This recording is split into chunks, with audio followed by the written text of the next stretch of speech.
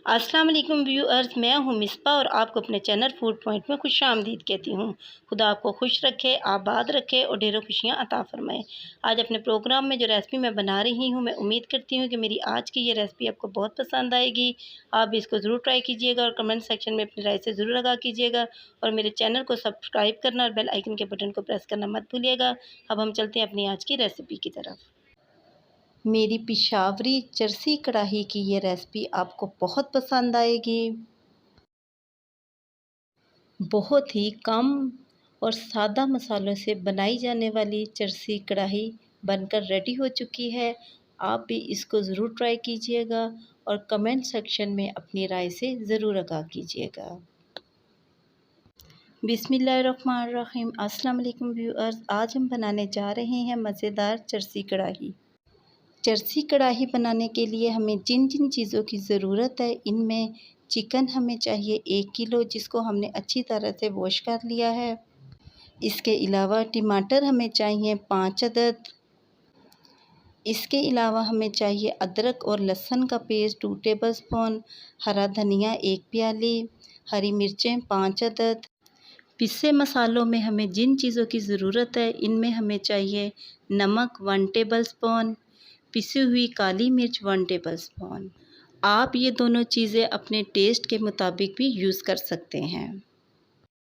अब हमने एक कढ़ाई लेनी है और इसमें 1 प्याली ऑयल को हमने अच्छी तरह से गर्म कर लेना है।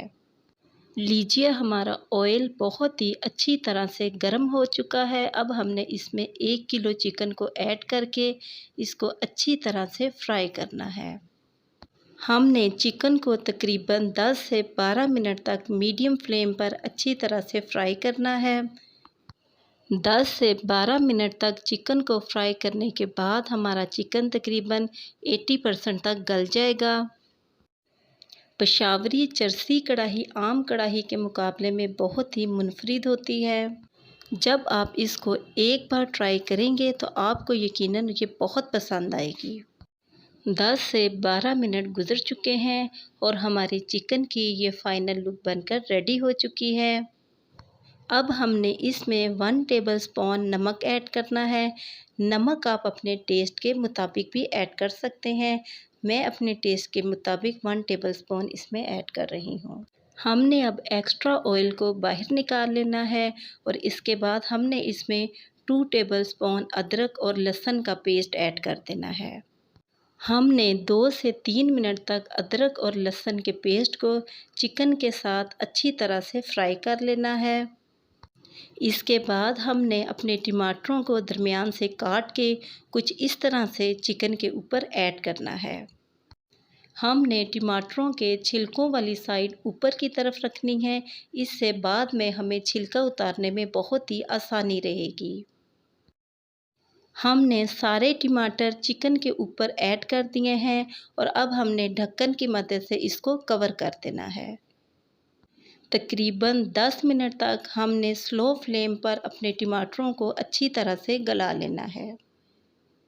तकरीबन 10 मिनट के बाद हमारे टमाटरों की ये फ़ाइनल लुक बनकर रेडी हो जाएगी। फिर हमने एक चम्मच की मदद से इन सारे टमाटरों के छिलकों को उतार लेना है। आप जब पेशावरी चरसी कढ़ाई को एक बार ट्राई करेंगे तो आपको भी यकीनन पेशावरी चरसी कढ़ाई बहुत पसंद आएगी।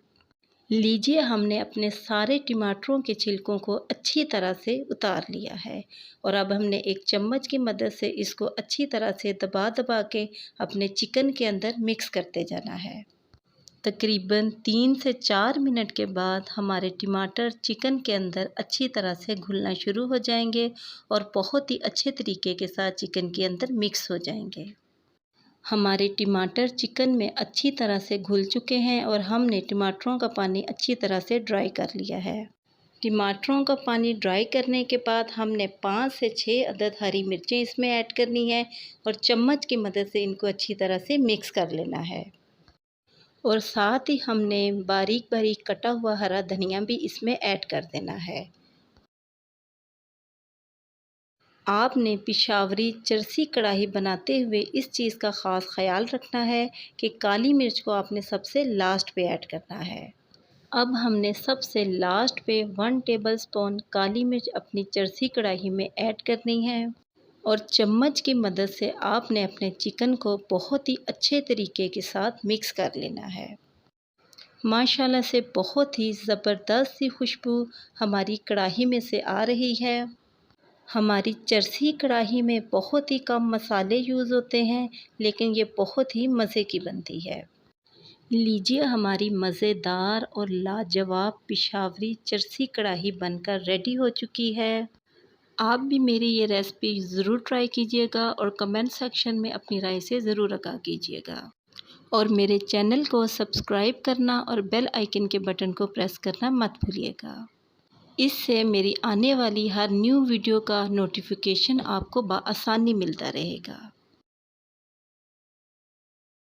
मैं उम्मीद करती हूँ कि मेरी आज की ये रेसिपी आपको बहुत पसंद आएगी। आप भी इसको ज़रूर ट्राई कीजिएगा और कमेंट सेक्शन में अपनी राय से ज़रूर आगाह कीजिएगा। अब मैं आपसे मिलूँगी नेक्स्ट प्रोग्राम में एक नई रेसिपी के साथ। तब तक के लिए अपना बहुत ख्याल रखिएगा और मुझे अपनी दुआ में याद रखिएगा।